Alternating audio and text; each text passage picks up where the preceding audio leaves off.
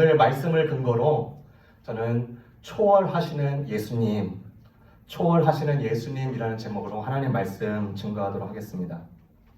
요한복음을 잘 살펴보면 참 아름다운 구조를 갖고 있음을 우리가 바라보게 됩니다. 그 책 속에는요, 7가지 표적이 나타나고요. 7가지의 나는, 그러니까 정체성이 드러납니다. 예수님께서 나는 무엇이다, 나는 무엇이다. 그것이 7가지 나옵니다. 그리고 7 증언이 나오고요. 그리고 7 칭호가 나옵니다.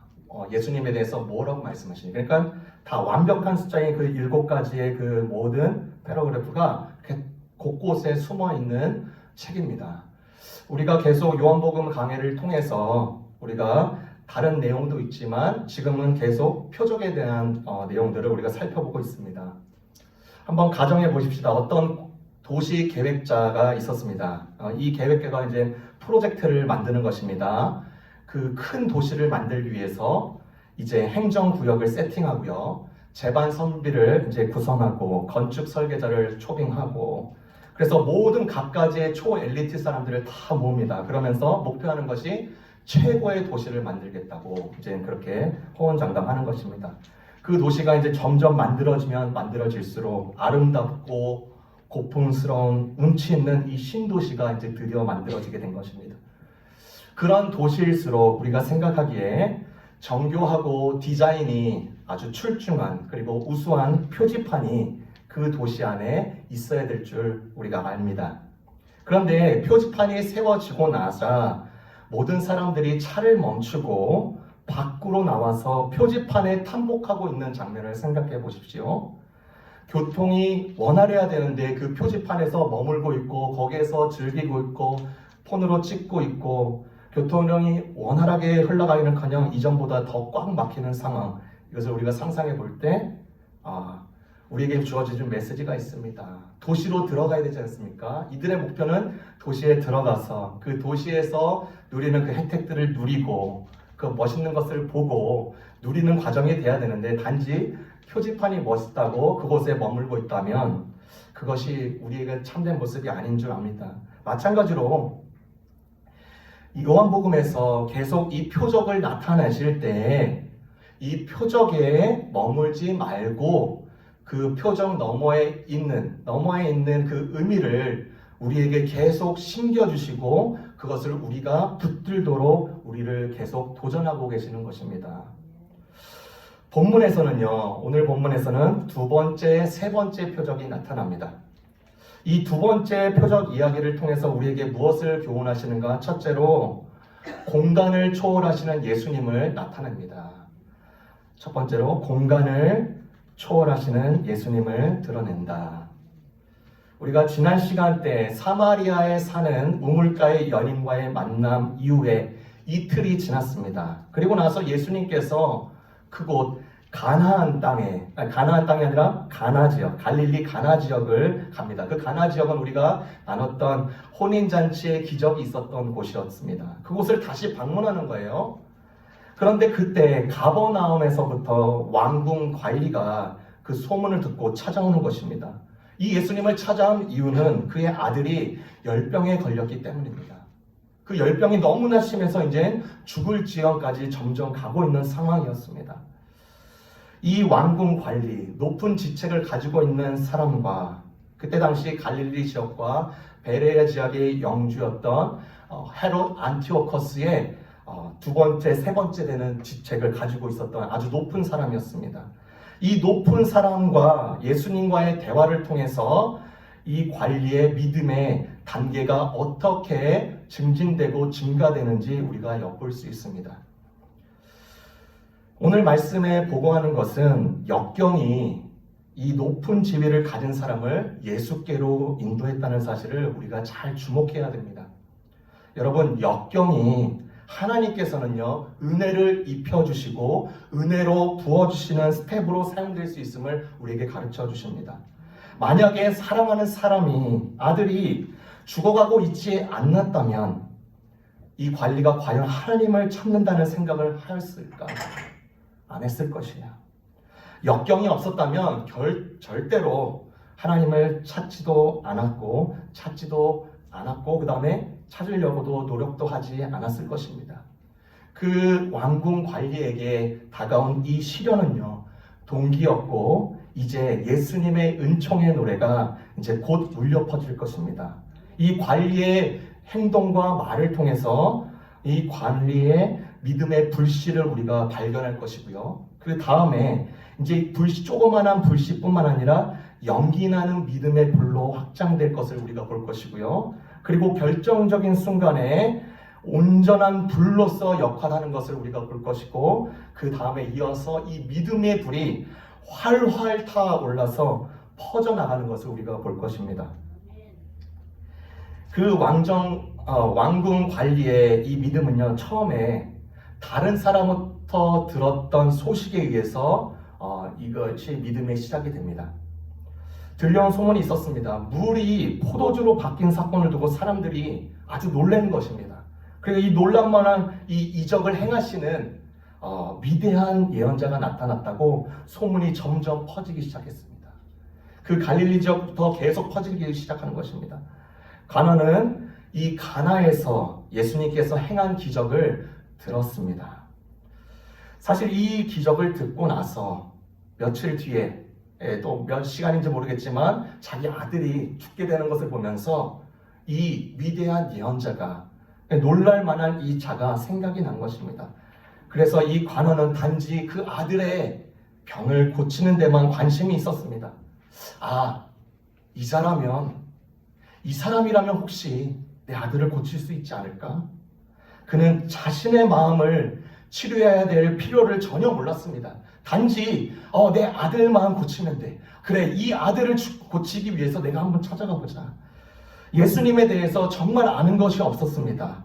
그분이 메시아이고 진리 되시고, 그리고 그분이 주장하셨던 다시 태어남과 영적인 생명과 빛을 주실 수 있다는 이 모든 것을 이해하지 못했습니다. 그의 믿음은 정말 적은 상태였어요. 그런데 믿음이 단지 작은 불씨라도 예수님은 그것을 끄는 분이 아닙니다. 예수님은 아주 좋으신 분이십니다. 그런 상태로 오실지라도 그 불씨를 아주 소중히 여기시는 분이십니다. 말씀에서와 같이 주께서는 꺼져가는 심지라도 끄지 않으시겠다고 약속하셨기 때문입니다. 예수님을 드디어 만났습니다. 예수님을 만나자마자 간절히 간청합니다. 저희 집에 오셔서 저희 아들의 병을 고쳐주십시오. 그는 믿음이 약했기 때문에 주님의 능력은 주님께서 실제로 그가 사는 가버나움에 가야만 일어날 것이라고 생각했습니다. 예수님의 첫 대답은 그를 좌절시킬 만할 정도로 그에게 다가갑니다. 48절에 이렇게 말을 하죠. 표적과 기사를 보지 않으면 도무지 너희들은 믿지 않는구나 라고 말을 해요. 얼마나 이 왕궁 관리에게 가혹하게 들렸을까요? 예수님이요, 지금 관원에게 하는 말은 약처럼 아주 쓰게 다가왔을 것입니다. 그럼에도 불구하고 이 관원은 주님은 나를 너무 심하게 대하십니다 라고 돌아가지 않습니다. 이제 나는 누구한테 가야 되나 체념하면서 그 예수님을 떠나지 않습니다. 이 신하는요, 더욱더 간절하게 주님께 그의 마음을 청성스럽게 표현합니다. 여러분, 많은 신앙의 사람들이 이 단계에서 멈춰버리고 맙니다. 믿음의 파선을 경험한 사람들이요, 제가 목회를 하면서 신앙생활을 많이 하다가 신앙생활 안 하는 사람들에게 이야기를 들어보면 항상 한 60%, 70%는 이렇게 대답을 합니다. 저는 하나님께 나아갈 자격이 없습니다. 저는 하나님 보시기에 거룩한 삶을 살지도 않습니다. 눈치를 보입니다. 제가 교회에 가다니요, 저는 그런 마음이 없고 저는 그런 믿음이 없습니다 라고 하면서 그 신앙을 멈춰버립니다. 여러분, 교회는 어떤 곳입니까? 저희 여기는요, 구조선입니다. 유람선이 아닙니다. 잃어버린 영혼들을 세우고 살리고, 우리가 믿음이 깔아졌다면 예수님을 다시 한번 우리가 응대하면서 내 믿음이 완전히 깔아졌구나. 내 믿음의 눈이 완전히 잠겼구나. 이것을 주님의 말씀 앞에, 주님의 빛 앞에 다시 한번 비춰보면서 나오는 곳이 교회 아닙니까?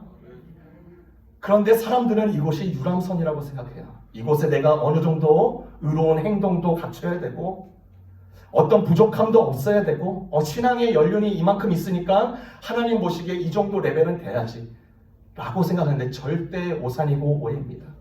예수님은요 이렇게 말씀하십니다. 누구든지 목마르거든 내게로 와서 마시라 라고 말씀하시는 분이십니다. 목마른 영혼들은 계속 우리가 찾아야 될 줄 믿습니다. 주님의 성도 여러분, 주님께서 혹여나 여러분을 좌절시키는 말을 할 수도 있습니다. 심지어 내가 내 자신을 좌절시킬 때도 있습니다. 예수님께서 여러분을 꾸짖으시더라도 절대로 주님을 떠나지 말으시길 바랍니다. 등을 돌리지 마시길 바랍니다. 그렇게 하신 이유가 있음을 우리에게 말씀을 통해서 알려주시는 것입니다. 그래서 기독교 작가 유명한 존 버년 씨가 이렇게 얘기를 했습니다. 나는 아주 커다란 공경에 처해 있으므로 주께서 나아가지 않을 수 없었습니다.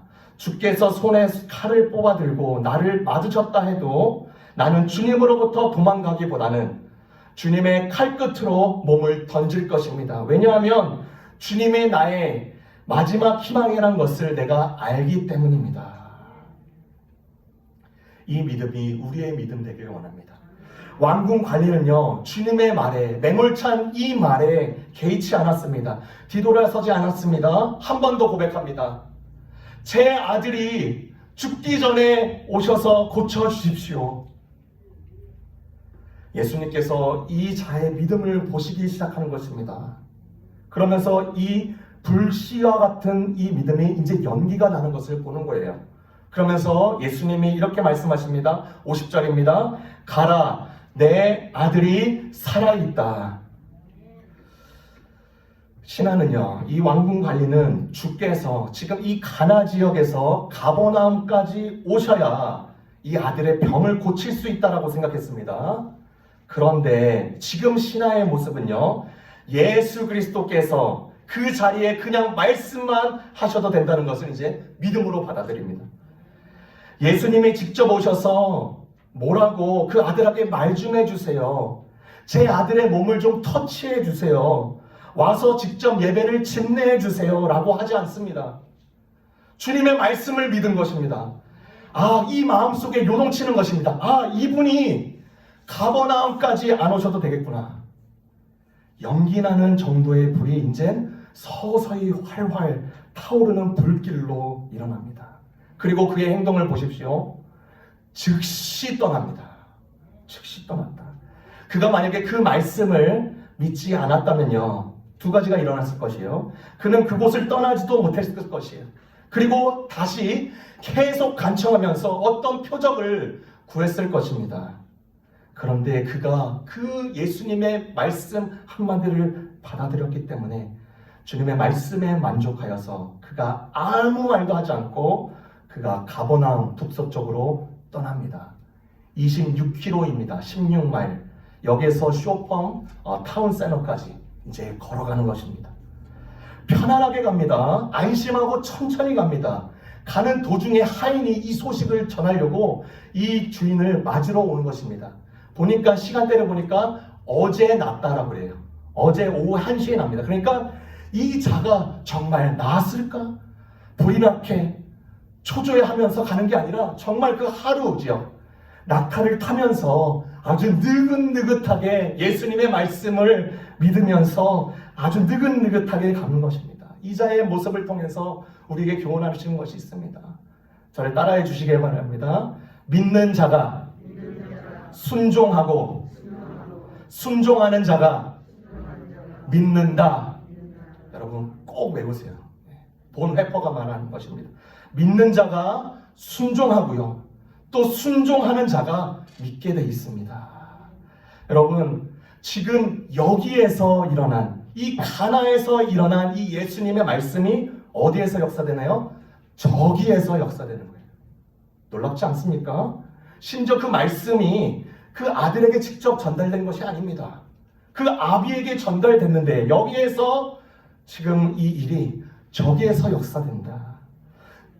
저는 이런 일들을 많이 경험했습니다. 저희 아버지와 어머니는요, 목회자이신데요. 제가 항상 아버지와 어머니에게 부탁하는 것이 있습니다. 중보기도입니다. 저의 개인적인 중보기도뿐만 아니라 저희 모든 성도님들의 중보기도를 다 전달해 드립니다. 그러니까 여러분의 중보기도 저희 아버지와 어머니가 계속하고 계세요. 그리고 저희 그 한국의 교회 중보기도팀에서도 하고 있습니다. 그러니까 얼마나 복되고 좋은 것입니까? 그런데 제가 드렸던 이 중보기도 하나, 둘, 셋, 넷이 계속 며칠 뒤에, 몇 주 뒤에, 몇 개월 뒤에 이곳에서 일어나는 것을 봐요. 그곳에서 기도하는데요, 이곳에서 하나님이 응답하시는 거예요.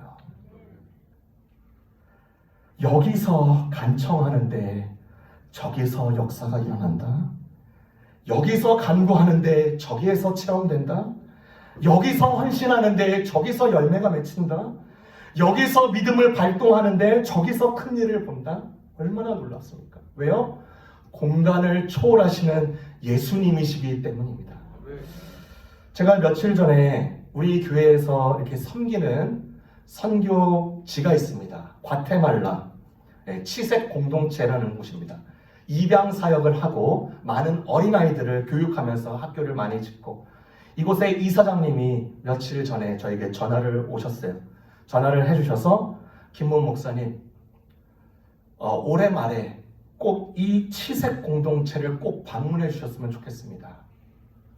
왜 그러죠? 그러니까 지금 코로나 시대 때 계속 잠겨 있었는데 이제 이사회들이 모여서 이곳의 선교지를 다시 한번 탐방하고 그것에 다시 불씨를 일으키기 위해서 하려고 합니다. 꼭 와주셨으면 좋겠습니다. 제가 그것을 듣고 이제 기도하기 시작했어요. 아직 교회에다가는 발표를 안 했습니다. 그런데 저는요, 이곳에서 치색 공동체를 위해서 기도할 때마다 그곳에서 하나님이, 그리고 예수님께서 어떻게 일하실지가 제 마음이 조금씩 담겨지기 시작하는 거예요. 아, 그렇지. 교회는 선교적인 교회라고 말씀하셨는데 우리 교회도 다시 한번 기지개를 펴고 팬데믹이 우리를 막는 것이 아니라 정말 예수님께서 명령하셨던 것을 이곳에서부터 다시 한번 기도하면서 저곳에서 하나님의 역사가 어떻게 일어나는지 내가 보리라 하는 이 믿음의 고백이 우리의 믿음의 고백이 될 줄 믿습니다. 그러면서 지금 이 왕궁 관리가 그 마음을 품고 이제 하인을 만나요. 그리고 집에 가서 이제 그 자들과 믿음을 나누기 시작합니다. 언제 나왔습니까? 이 아들이 언제 나왔습니까? 라고 묻자 예수님이 말씀하신 그 시간에 난 것을 확인하게 됩니다. 그리고 나서 이 활활 타오르는 불이 그 가족과 하인들에게 번지는 것을 우리에게 보여주세요. 이 믿음의 간증과 이 모든 고백들이 공간을 초월하셔서 그분의 말씀이 살아있고 능력이 있음을 이분들이 받아들이기 시작합니다. 어린아이만 고침을 받은 것이 아니라 온 집안이 고침을 받은 것입니다. 어떻게요? 믿음 없음에서 믿음 있음으로, 온 마음으로 예수님을 이제 영접하고 따르기로 결정하는 것입니다. 여러분, 여러분의 믿음이 설사 아주 조그만한 정말 꺼져가는 불씨일지라도, 혹은 지금 연기 정도에 나는 불씨일지라도, 지금 계속 타오르는 불이라도, 혹은 이 불이 다른 사람에게 전달되고 전파되는 불이라도 계속 하나님께서 우리를 포기치 아니하시고 이 관원의 믿음의 여정처럼 우리도 그렇게 놀랍게 쓰임받기를 주님의 이름으로 축원합니다. 요한복음 5장에 넘어가세요. 이제 예수님께서 어느 한 장소에 거하십니다. 이 장소에 거하시는데 그 장소의 이름은 베데스다이다. 이 베데스다에서의 일정을 통해서 우리에게 무엇을 교훈하시는가? 시간을 초월하시는 예수님을 우리에게 나타내 주십니다. 시간을 초월하시는 예수님. 예루살렘 성전의 산 지역 북쪽에 있는 이 베데스다, 고고학적으로 발굴되었기 때문에 많은 관광객들과 성지 순례자들이 이곳을 항상 방문합니다. 그곳에 베데스다 연못이 있었습니다. 오늘 말씀의 증거를 보니까 제일 먼저 물이 동할 때, 움직일 때 누구든지 병자 중에 누구나 먼저 들어가서 그곳에 몸을 담고 있으면 낫는다라는 말이 있었습니다. 그러니까 참 이렇게 전설처럼 이렇게 내려왔던 내용입니다. 그러니까 많은 각색 질병자, 혈기 마른 자, 중풍병자, 몸을 움직이지 못하는 자, 맹인들, 상처 입은 자들, 몸을 못 쓰는 자들, 많은 사람들이 그 베데스다 연못 주변에서 모이면서 그 못을 쳐다보고 있는 거예요. 물이 움직이나 안 움직이나. 이곳에 예수님이 오십니다. 여러분, 베데스는요 원래 히브리어로 자비의 집이라는 의미입니다. 자비의 집. 그런데 실상 그 베데스다의 그 모습은 자비의 집의 모습이 아니라 폭력의 집이나 마찬가지였습니다. 여러분, 그 물이 동할 때, 그 사람들의 원리라면 그 물이 동할 때 누가 가장 먼저 들어가야겠습니까? 가장 심각한 병을 가진 사람이 먼저 들어가야 됩니다. 그런데 그렇지 않아요.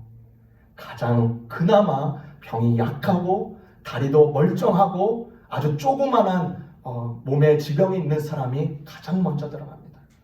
그러니까 경쟁의 집이었고 폭력의 집이었다. 작은 우리 사회를 보여주는 것입니다. 우리는 얼마든지 이 사람을 짓밟고 너는 일어서야 돼. 너는 경쟁에서 일어나야 돼. 너는 능력을 갖춰서 모든 사람보다 뛰어나야 돼. 우리 사회를 보여주는 것입니다. 그런데 그곳에 우리 예수님이 오십니다. 그리고 나서 한 자를 보세요. 38년 된 중풍병자였습니다. 그리고 말씀해 보니까 그 사람을 보시고 그 사람의 상태를 아셨다라고 말을 해요. 여러분, 이 38년이라는 세월은요 의미가 있습니다. 이스라엘 백성들이 이집트에서 빠져나올 때 1년 걸립니다. 그리고 광야 생활을 38년 하고 그리고 나서 가나안 들어가기까지 1년이 걸립니다. 즉 인생의 광야를 사는 모든 사람들이 이 중풍병자처럼 우리가 인생을 살고 있다는 것을 언뜻 내비칩니다. 이때 당시에 로마 당국의 통계를 보면요, 이스라엘 사람들의 평균 나이가 43에서 47세입니다. 43에서 47세니까 이제 38년 됐고, 그것이 처음 태어날 때부터 됐는지도 혹은 몇 년이 지나서 됐는지도 모르는 상황. 그러니까 그의 나이는 이제 인생의 끝은 이제 다 볼 그 마지막 끝자락에 남은 사람입니다. 몇 년 뒤면 죽을지 모르는 사람이에요. 그러니까 이 자의 마음의 상태는 어땠을까요? 몸도 너무나 불편하고 움직이지 못하니까요. 정신과 마음까지 다 마비시켰습니다. 사는 게 아니었습니다. 그런데 예수님께서 이 자에게 오시는 거예요. 이 질문을 합니다. 내가 낫고자 하느냐? 이상한 질문입니다. 스펄전 목사님은 이 질문에 대해서 이렇게 표현합니다.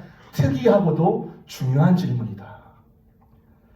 이 사람의 답변을 보면 우리가 왜 이 질문이 중요하고 특이한지 알 수 있습니다. 그 사람이 그 질문을 듣자마자 이렇게 말을 해요.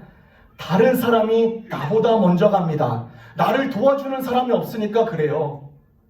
나를 좀 도와주시겠습니까? 이런 뉘앙스로 말합니다.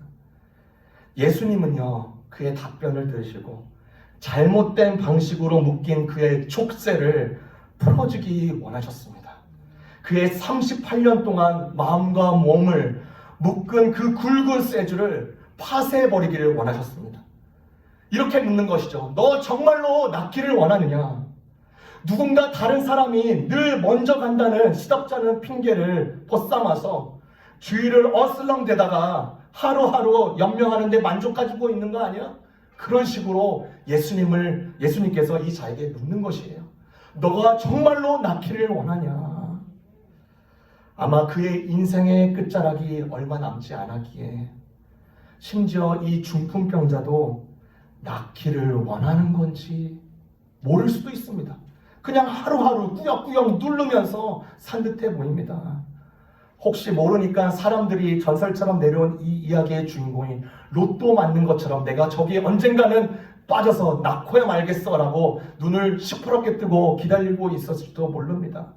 그 방식을, 그 잘못된 방식을 계속 언제까지요? 그가 이제 얼마 남지 않는 그 시점까지 잡고 있는 것입니다. 제가 초등학교 3학년, 그때 당시 국민학교였는데 그때 아주 큰 선물을 받았습니다. 아직도 기억에 잊어지지 않는 건데 컴퓨터를 받은 거예요. 국민학교 3학년 때. 1990년대 때 그때 당시 286 컴퓨터입니다. 여러분 아시는 분들이 있을 것이에요. 286 컴퓨터. 아주 탱크처럼 큰 컴퓨터. 그때 당시 비쌌습니다. 그런데 아버지와 어머님이 큰 결심을 하고 너 어렸을 때부터 그래도 컴퓨터는 다룰 줄 알아야 될 것 같아. 그래서 사주신 거예요. 그래서 이제 그때 당시에 이제 너무 재밌는 거예요. 어떻게 하는지도 모르는데 만지면서 익히고, 그리고 그때 당시는 플로피 디스크 5.2인치짜리 그것을 게임을 복사해서 친구들이랑 서로 공유하고 또 집에 친구를 불러서 같이 컴퓨터 게임, 얼마나 놀라운지. 예. 그런데 어느 날 하루는 이 컴퓨터가 되지 않는 것입니다. 이유를 봤더니 바이러스에 걸린 거예요. 이 바이러스를 걸리자 어떻게 해야 될지 모르는데 주변에 아는 사람을 통해서 그 백신 디스크를 이렇게 선물을 받았어요. 그러면서 이것을 이렇게 하면 돼 라고 하면서 고쳐주시는 거예요. 너무나 신기했어요. 아, 바이러스에 걸리면 백신으로 치료하면 되는구나. 그래서 그래도 이렇게 계속 컴퓨터를 살렸으니까 너무나 기뻤어요. 그런데 어느 날 하루는 바이러스에 걸린 듯이 분명한 것이, 그래서 그 백신 디스크를 내가 다시 한번 넣어서 고쳐야지 하는데 고쳐지지가 않습니다. 왜 안 될까? 왜 안 될까? 그 사람한테도 물어봤는데도 이 사람도 모르는 거예요. 컴퓨터 전문가도 잘 모르는 거예요. 저는 그 안 되는 그 바이러스를, 그 안 되는 그 백신 디스크를 계속해서 하루, 3일, 5일 고쳐줘야지 2주, 한 달, 3개월 하는데 안 되는 거예요. 그래서 너무나 체념스럽고 너무나 허탈해서 이것이 왜 안 될까? 어느 날 이렇게 뉴스를 보는데 정답을 알게 된 것입니다. 어느 백신보다 더 강력한 바이러스가 나타났다. 그 바이러스는 어떤 백신을 갖고 와도 지금 못 고친다. 그러니까 새로운 백신이 나올 때까지 기다려야 된다. 그래서 알게 됐습니다. 여러분, 약이라고 해서 전부 다 통하는 것이 아닙니다. 감기약은 감기 걸린 사람에게 유용한 것입니다. 근육통약은 근육 결련이 있는 사람에게 유용한 것입니다. 혈압약은 혈압이 높은 사람에게 유용한 것입니다. 예수님은 계속적으로 이 자가 잘못된 방식으로 끝까지 그의 삶을 마감하려는 그 사람의 모든 그 맞지도 않는 치료법을 잘라내시고 한마디 하십니다. 일어나 내 자리를 들고 걸어가라 말씀하십니다. 그 자가 보일 반응은 두 가지 중에 하나입니다. 그 말을 믿던지 아니면 불순종해서 그 자리에 그냥 앉아있던지입니다. 그런데 놀랍게도요, 이 자가 예수님의 말씀을 잡습니다. 그가 인생의 끝자락에서 잡지도 않아야 될 것 같은 그 말씀을 붙잡아요.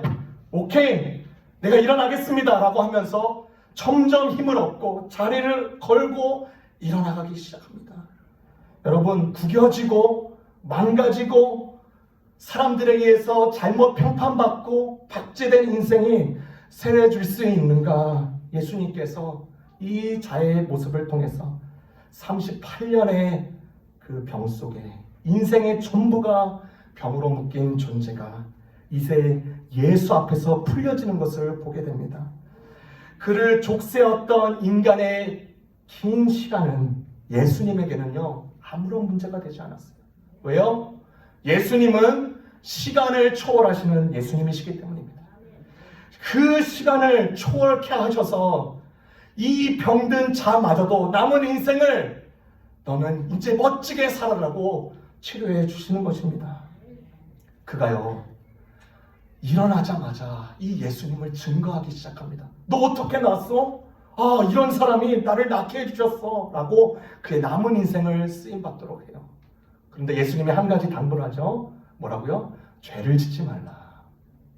그의 선물과 같은 그 인생을 너는 이제 거룩의 삶으로 이제 마감하길 원한다라고 예수님께서 계속 촉구하시는 것입니다. 제가 차준희 교수님의 글을 보다가 이 문구가 아주 마음에 탁 와닿습니다. 인생은 사는 게 아니다. 살아내는 것이다.